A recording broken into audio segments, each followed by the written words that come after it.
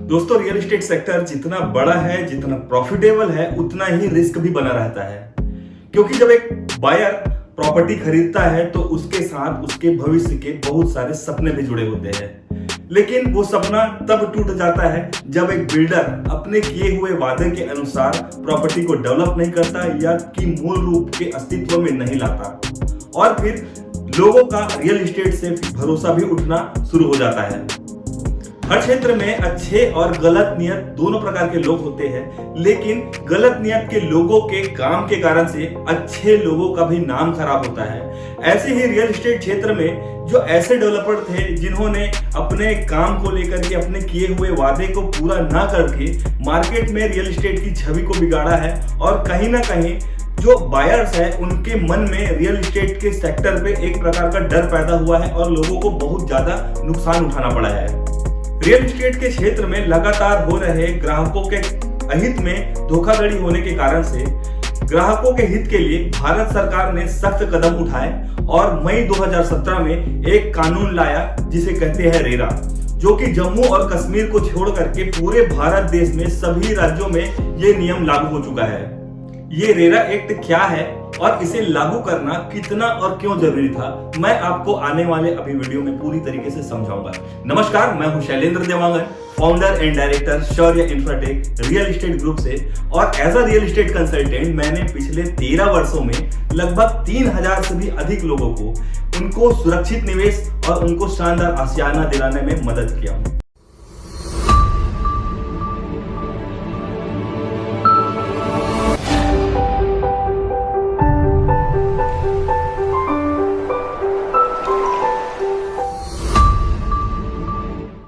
दोस्तों, मैं हमेशा से चाहा हूं कि अपने ग्राहकों को या रियल एस्टेट के जो बायर्स है या जो इन्वेस्टर्स है उनको उनकी पूंजी का सही वैल्यू मिले और उनका निवेश पूरी तरीके से सुरक्षित रहे। दोस्तों, रेरा का मतलब है रियल एस्टेट रेगुलेटरी अथॉरिटी। इसको लाने का एक मेन मकसद है कि जितने भी पहले बिल्डर्स थे या भूमाफिया थे वो रियल एस्टेट में पूरी तरीके से अपनी मनमानी चलाते थे। कभी भी बायर के हित में कोई काम नहीं होता था। बहुत कम बिल्डर होते थे जो बायर के हित में काम करते थे, अन्यथा कभी कोई भी पोजीशन या डिलीवरी समय पे नहीं होता था। इसी की वजह से इस परेशानियों को, बायर के परेशानियों को दूर करने के लिए गवर्नमेंट ने ये नियम लेकर के आया है। रेरा आने के बहुत सारे आप सभी को, बायर्स को फायदे हैं। वो फायदे किस किस बिंदु पे हैं मैं वो आपको बताता हूं। अब कोई बिल्डर अपना नया प्रोजेक्ट लॉन्च करता है, उसे सबसे पहले टाउन एंड कंट्री प्लानिंग से अप्रूव्ड करा के जितने भी प्रोसेस होते हैं वो कंप्लीट करना होता है। उसके बाद रेरा के रजिस्ट्रार ऑफिस में जा करके इसको रजिस्ट्रेशन कराना होता है। ये रजिस्ट्रेशन होने के बाद का प्रोसेस ये होता है इसमें कि जो प्रोजेक्ट है बिल्डर का, वो प्रोजेक्ट का पूरा ब्यौरा रेरा के वेबसाइट पे चढ़ता है। आप रेरा के वेबसाइट पे जा करके उस प्रोजेक्ट को पूरी तरीके देख सकते हैं कि वो कब रेरा से रजिस्ट्रेशन हुआ, उसका पोजीशन का डेट कब है, कि वो समय किस समय तक उसको रेरा टाइम दिया है, किस समय तक आप डेवलप करेंगे प्रोजेक्ट को। और जैसे जैसे प्रोजेक्ट जिस जिस तरीके से डेवलप होता है वो पूरा रेरा के वेबसाइट पे आपको देखने को मिलता है। वो पूरा उसके ऑडिट रिपोर्ट में चढ़ता है कि हर 3 महीने में उस प्रोजेक्ट में क्या क्या डेवलपमेंट हुआ। ये बहुत अच्छी चीज है कि कई बार ऐसा होता है कि बिल्डर अपने तरीके से बोल रहा है कि हाँ मैं ये कर रहा हूँ, वो कर रहा हूँ, इतने दिनों में हो जाएगा, इतने दिनों में पोजीशन मिल जाएगा, लेकिन वो पोजीशन आपको पूरा वेबसाइट पे भी देखने को मिलेगा कि हाँ अब तक ये पानी टंकी कंप्लीट हुआ है, या अब सड़क कंप्लीट हुआ है, या मेन गेट कंप्लीट हुआ है, मकान बन गया। ये सारा चीज आपको वेबसाइट पे ही देखने को मिल जाएगा। जो इलीगल तरीके से काम करने वाले जो भूमाफिया है, जो मैक्सिमम देखा गया है कि वो टाउन एंड कंट्री प्लानिंग से भी अप्रूव नहीं कराते हैं, किसानों से एग्रीमेंट करा लिए और उसी को काट काट के बेच देते थे। अभी भी खैर ये तो चल ही रहा है, लेकिन बहुत हद तक के ये जो इलीगल तरीके से काम करने वाले लोग हैं, जो अवैध तरीके से काम करने वाले लोग हैं, ये रियल एस्टेट मार्केट से छट करके बाहर हो गए हैं। इसमें कानून ये बना कि 500 मीटर की प्रॉपर्टी से ज्यादा बड़ा प्रॉपर्टी में अगर कोई डेवलपमेंट करता है तो उसको रेरा से रजिस्ट्रेशन लेना अनिवार्य है। उसके बगैर उनको जो है बाकी चीजों का अथॉरिटी या सर्टिफिकेट वगैरह नहीं मिलता है।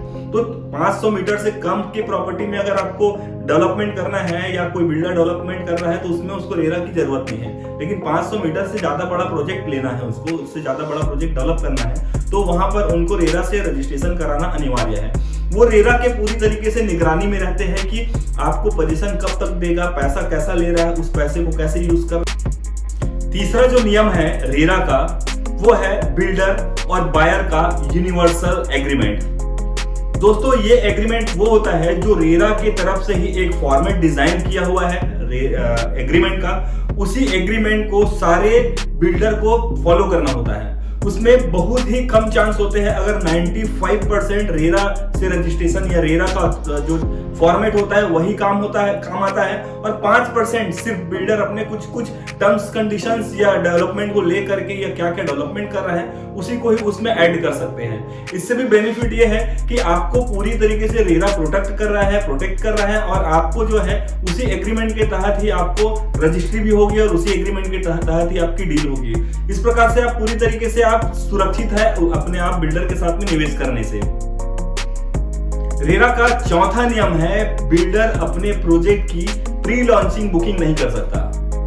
दोस्तों प्री लॉन्चिंग बुकिंग नहीं कर सकता का मतलब यह है जब तक इस प्रोजेक्ट का टाउन इन कंट्री प्लानिंग से अप्रूवल नहीं आया है, विकास अनुमति नहीं मिला है और रेरा से रजिस्ट्रेशन का सर्टिफिकेट नहीं आया है, तब तक वो बिल्डर को अथॉरिटी नहीं है कि उस प्रोजेक्ट की बुकिंग ले सके। पहले यह होता था कि कोई भी बिल्डर कोई प्रोजेक्ट लाने वाला है भविष्य में, उसका अगर जमीन खरीद चुका है वहां पे या खरीदने वाला है, उसका क्या करते थे, वो एक पूरा लेआउट बना लेते थे और वो लेआउट में ही प्लॉट को बेच देते थे। अब प्रॉब्लम ये होता था बायर को कि वो लेआउट में खरीद तो लिए कि जैसे आज 2022 मार्च में इस प्रॉपर्टी को खरीदे हैं और बिल्डर बोल रहा है कि इस प्रॉपर्टी को 2 साल में डेवलप करके दे दूंगा। अब होता यह था कि कई सारे कानूनी दाव पेच के कारण से या उस जमीन में किसी प्रकार का प्रॉब्लम होगा या रोड रास्ते में प्रॉब्लम होगा, इस वजह से उनको जो है अथॉरिटी नहीं मिलता या क्लियरेंस नहीं मिलता कि उस प्रॉपर्टी में आप इस प्रोजेक्ट को ला सकते हो।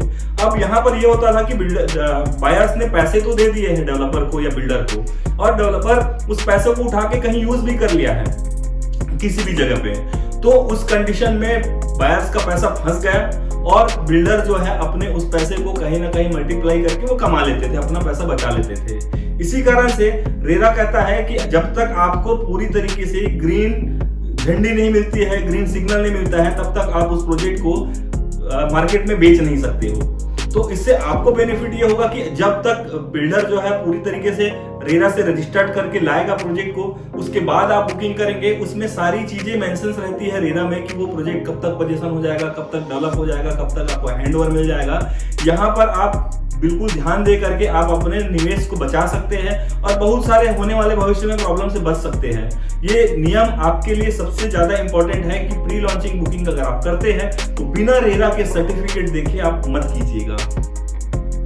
किसी भी कंस्ट्रक्शन वाले प्रोजेक्ट पे, किसी भी निर्माण वाले प्रोजेक्ट में पहले ये होता था कि कोई भी प्रोजेक्ट सुपर बिल्डअप एरिया में बेच रहा है, कोई बिल्डअप एरिया में बेच रहा है, कोई अपने मनमानी से लोडिंग लगा रहा है, कोई अनलोडिंग लगा रहा है। इससे चलते क्या होता था कि बायर्स को बहुत ज्यादा प्रॉब्लम्स होता था। बायर्स को एक्यूरेट नहीं समझ आता था कि उसको कितना एरिया मिल रहा है उस पैसे के बदले में। अब गवर्नमेंट ने, रेरा ने ये नियम लगाया है कि अब जो बिल्डर्स बेचेंगे वो कारपेट एरिया में ही प्रॉपर्टी बेच सकते हैं। तो उनके ब्रोशर्स में अब क्लियरली मेंशन होता है कि कारपेट एरिया कितना है, बिल्डअप एरिया कितना है, सुपर बिल्डअप एरिया कितना है, लोडिंग एरिया कितना है, बालकनी एरिया कितना है, आपका लॉबी एरिया कितना है, वो सारा चीज मेंशन रहता है। इससे बिल्डर को भी बेनिफिट है ट्रांसपेरेंसी काम करने में और आपको भी चीजें एकदम क्लियर हो जाती है कि आपने जिस चीज के लिए पैसा दिया वो वर्थफुल है या नहीं है। तो इस चीज के लिए भी काफी अच्छा बेनिफिट है आप लोगों के। अगर कोई कंस्ट्रक्शन वाली प्रॉपर्टी में, प्लॉट मकान में या फ्लैट में या आप ऑफिस शॉप्स वगैरह खरीद रहे, उसमें निवेश कर रहे, या आप सोच समझ के कीजिएगा। रेरा का अभी मैं जो बता रहा हूं वो नियम, वो मुझे सबसे अच्छा लगता है कि बिल्डर जो है अपने उस प्रोजेक्ट के डेवलपमेंट में के लिए जो पैसे आने वाले हैं उस पैसे को यूज नहीं कर सकता। मतलब आपने इस बिल्डर का, ए बिल्डर का, अगर आपने किसी प्रोजेक्ट में पर्टिकुलर निवेश किया है, एक बिल्डर का 5-7 प्रोजेक्ट हो सकता है, वो आप किसी एक प्रोजेक्ट पे आपने निवेश किया है और उस प्रोजेक्ट में अगर निवेश किया है और इन्होंने कमिटमेंट किया है या इनके रेरा में लिखा हुआ है कि 3 साल बाद या 5 साल बाद या 2 साल बाद पोजीशन मिलना है, तो उस कंडीशन पे ये होगा कि आपने जो प्रॉपर्टी खरीदा है उसका एक अलग से एस्क्रो अकाउंट बनता है। मतलब डेवलपर जो है उस प्रोजेक्ट का एक एस्क्रो अकाउंट खोलता है और उसी अकाउंट में ही आपका पैसा जाएगा। मतलब पहले ये होता था कि आप अगर पैसा प्रॉपर्टी खरीद रहे हैं तो वो बिल्डर के, मान लीजिए किसी फर्म का नाम है, उसी फर्म के नाम से वो चेक लेते थे और उसी में पैसा उठा करके वो इस प्रोजेक्ट का पैसा किसी दूसरे प्रोजेक्ट में लगा दिए या उस प्रोजेक्ट के पैसे को किसी जगह जमीन खरीदने में लगा दिए। इससे क्या होता था कि आपकी प्रॉपर्टी का जिसमें आपने निवेश किया है उसका पोजीशन आपको सही समय में नहीं मिलता था, उसमें आपको बहुत टाइम का वेट करना पड़ता था। या कई बार तो ऐसा भी हुआ है, मैं ऐसे कई सारे प्रोजेक्ट को जानता हूं जिन्होंने लॉन्च किया, पूरे प्रोजेक्ट को बेच दिया, पर आज तक 12-13 साल हो गया है मुझको जिस शहर में रहता हूं वहां पर काम करते हुए ऐसे भी प्रोजेक्ट को देखा हूं जो आज तक डेवलप नहीं हो पाया है। उनके बायर्स आके रोते हैं कि सर हमारा प्रॉपर्टी बिकवा दीजिए, हमारा प्रॉपर्टी रीसेल पे करवा दीजिए। अब वो रीसेल पे भी कैसे जाएगा? अगर उस प्रोजेक्ट में 8 साल 5 साल 10 साल में डेवलपमेंट नहीं हुआ है तो उसको खरीदेगा भी कौन? तो ये सबसे ज्यादा बड़ा प्रॉब्लम फेस करते थे बायर्स। इसी प्रॉब्लम्स को सॉल्यूशन में कन्वर्ट करने के लिए रेरा ने ये नियम लाया है कि आपके पैसे को या उस प्रोजेक्ट के पैसे को 30% से ज्यादा विड्रॉल नहीं कर सकता है बिल्डर जो है। 30% भी उस चीज के लिए विड्रॉल करेगा जो कि जेन्युइन होगा, जैसे कि उसको स्टाफ में पैसे देना है, लेबर के खर्चे देना है, या उसको और भी थोड़ी बहुत जो भी है उसके पर्सनल नीड्स हो सकते हैं उस पे खर्च हो सकता है। लेकिन जो 70% पैसा उनका उस प्रोजेक्ट का आपका दिया हुआ वो पूरा जमा रहेगा, वो सारे पैसे जो है सिर्फ और सिर्फ डेवलपमेंट में लगेंगे। डेवलपमेंट पूरा होगा उसके बाद ही उस पैसे को बिल्डर निकाल सकता है। उस प्रोजेक्ट के नाम से होता है। अब जो होता है कि मान लीजिए ABC आपने प्रॉपर्टी खरीदा तो उस प्रॉपर्टी के नाम से रेरा अकाउंट खुला रहता है, उसी में ही आपको पेमेंट ट्रांसफर करना होता है या उसी के नाम से ही आप चेक बना सकते हैं। इस चीज का भी आप ध्यान रखिएगा कि कोई बिल्डर बोलता है कि मुझको इस अकाउंट में पैसा दे दो, तो बहुत ही सोच समझ के आप वहां पर पैसा दीजिएगा। रेरा का अगला नियम है कि अगर कोई प्रोजेक्ट बिल्डर डेवलप कर रहा है, कोई मकान कर रहा है, कंस्ट्रक्शन कर रहा है या किसी भी सोसाइटी को डेवलप कर रहा है, उसमें उनको बिल्डर को, बायर को 5 साल की वारंटी देनी होगी। मतलब आपने किसी से एक मकान खरीदा है, उस मकान पे पहले ही होता था कि मकान खरीदे, पूरी सोसाइटी को पोजीशन दे दिए, उसके बाद बिल्डर उस प्रॉपर्टी को छोड़ देता था। लेकिन अब उस प्रॉपर्टी को बेचने के बाद 5 साल तक उस बिल्डर के ही हाथ में निगरानी में रहेगा। अगर 5 साल के अंदर अंदर किसी भी प्रकार का टूट फूट या आपको प्रोडक्ट में किसी प्रकार का कॉम्प्रोमाइज दिखता है तो आप उस बिल्डर को बोल सकते हैं, वो बिल्डर उस प्रॉपर्टी को मरम्मत करके आपके हाथ पे देगा। नहीं तो जनरली क्या होता है कि डेवलपर बिल्डर जो होते हैं, जो थोड़े अलग मेंटेलिटी के लोग होते हैं, जिनको हर जगह पैसा बचाना होता है, वो एक तो प्रोडक्ट में पूरी तरीके से कॉम्प्रोमाइज करते हैं, घटिया क्वालिटी का चीज लगाते हैं, जिसके चलते आपको 2 साल 3 साल बाद में आपको दिखना शुरू हो जाता है कि वॉल फटने लग गया है, दीवार फटने लग गया है, छत गिरने लग गया है या पेंट उखड़ने लग गया है। ये सारे चीजों का प्रॉब्लम होता था। अब जा करके ये सारे नियम के कारण से ऐसे बिल्डर्स भी अब ऐसे करने से डरते हैं और उनको भी प्रोडक्ट में कॉम्प्रोमाइज करने की हिम्मत नहीं होती है। इससे कहीं ना कहीं आपको ज्यादा बेनिफिट होता है। प्रोजेक्ट के बनने के बाद अगर बिल्डर उस प्रोजेक्ट में किसी भी तरीके से बदलाव चाहता है या किसी भी जगह किसी चीज का निर्माण करना चाहता है या उस जगह को दूसरे यूज पे लाना चाहता है, इस कंडीशन में प्रोजेक्ट को खरीदे हुए 66% लोगों की राय बनेगी पॉजिटिव बिल्डर के बिहाफ में, तभी वो बिल्डर उसको कर सकता है। मतलब बिल्डर को 66% बायर्स की अनुमति लेनी पड़ेगी उस टाउन एंड कंट्री प्लानिंग से लेआउट अप्रूव्ड पे छेड़छाड़ करने के लिए या कुछ ना कुछ काम कराने के लिए। ये एक अच्छी चीज है। अगर बिल्डर अपने दिए हुए नियत तिथि पे अगर पोजीशन नहीं दिया आपको, या रेरा उनको एक समय देता है, आज मार्च 2022 में अगर एक प्रॉपर्टी का रजिस्ट्रेशन हुआ है रेरा से, तो इनको उस प्रोजेक्ट के साइज के हिसाब से, उस प्रोजेक्ट के काम के हिसाब से 2 साल 3 साल 5 साल ये समय देता है रेरा उनको। अगर उस टाइम में बिल्डर उनको पोजीशन नहीं देता है, मतलब आपको बिल्डर अगर पोजीशन नहीं देता है, तो उस कंडीशन पर बिल्डर के ऊपर पेनाल्टी भी हो सकता है, और उसके साथ साथ अगर इसके अलावा किसी प्रकार का धोखाधड़ी या मिसकमिटमेंट किया है तो बिल्डर को 3 साल तक की जेल जाने का भी प्रावधान है। तो बिल्डर अगर कुछ भी प्रकार का गलत तरीके से सोचते हैं, समझते हैं, तो उनको बहुत भारी खामियाजा भुगतना पड़ सकता है। वैसे बड़े बिल्डर और रेपुटेड बिल्डर तो इन सब चीजों से बहुत अलग है। मार्केट में एक अच्छा रेपुटेशन बना के नाम कमा करके काम करते हैं, उनको बहुत अपने नाम की बहुत फिक्र होती है, वो ऐसा कोई भी काम नहीं करेंगे जिनसे उनकी नाम किसी प्रकार से धूमिल हो जाए। लेकिन हाँ, कुछ लोग होते हैं जो छोटे मेंटेलिटी के लोग होते हैं, जिनको एक आध दो काम करना है और निकल जाना है मार्केट से, ऐसे लोगों की मेंटेलिटी होती है, पर उनको भी इन सब चीजों के कारण से बहुत ज्यादा डरना पड़ रहा है। और ऐसे जो अनवांटेड टाइप से जो लोग थे, जो कोई भी आ गए और काम शुरू कर दिया, वो पूरे के पूरे छटने शुरू हो गए मार्केट में। दोस्तों, इस कानून के अंदर रेरा रजिस्टर्ड करने के लिए एजेंट भी आता है। मतलब रियल एस्टेट की जो एजेंट है, उनको भी रेरा से रजिस्ट्रेशन कराना अति अनिवार्य है, क्योंकि आपका जो मेन बीच का जो कड़ी है, खरीदने वाला और बेचने वाला, इन दोनों का जो कड़ी होता है मैक्सिमम डील पे, वो होता है एजेंट। एजेंट भी कई बार क्या करते हैं कि अपने प्रॉफिट के लिए, बेचने के लिए, उनको सिर्फ बेचना होता है और सिर्फ बेचने के लिए ही आपसे कुछ भी कमिटमेंट कर दिए। बिल्डर का वो कमिटमेंट नहीं रहता, लेकिन फिर भी आपको ये बनेगा, यहाँ पर ये आएगा, आपको इतनी जल्दी पोजीशन मिल जाएगा, और कुछ भी कुछ कमिटमेंट कर देते हैं। इसकी वजह से आप दोनों का डील बिगड़ जाता है कई बार और प्रॉब्लम फेस करना पड़ता है। इसलिए जो बीच में जो एजेंट है, उनका आप रेरा का सर्टिफिकेट देखिए, क्योंकि वो भी उतना ही जवाबदार होगा जितना बिल्डर है। तो बिल्डर की जवाबदारी को बखूबी रेरा एजेंट निभाएगा और बिल्डर से सोच समझ करके कमिटमेंट लेगा, तब वो आपका कमिटमेंट करेगा। इससे पूरी की पूरी एक जो कम्युनिटी है, आप तीनों की, जो बायर्स है, सेलर है और एजेंट है, इसकी कम्युनिटी बहुत साफ सुथरी होती है और डील बहुत ही अच्छे तरीके से, सुगम तरीके से, आपको सुरक्षित तरीके से मिलता है। रेरा के आ जाने से सिर्फ कस्टमर के लिए या बायर के लिए फायदा है ऐसा नहीं है, डेवलपर्स और बिल्डर के लिए भी बहुत ही बेनिफिट है। क्योंकि कई बार ऐसा होता था कि बिल्डर तो एक प्रोजेक्ट लॉन्च कर दिया मार्केट से पैसा उठा करके, अब उसके बाद में आपने एक कस्टमर ने, एक बायर ने प्रॉपर्टी खरीदा और उनको कई समय तक पैसे नहीं दिए हैं। अब एक डेवलपर जो प्रॉपर्टी लॉन्च किया है, उनके पास भी तो डेवलपमेंट के लिए पैसे की जरूरत है।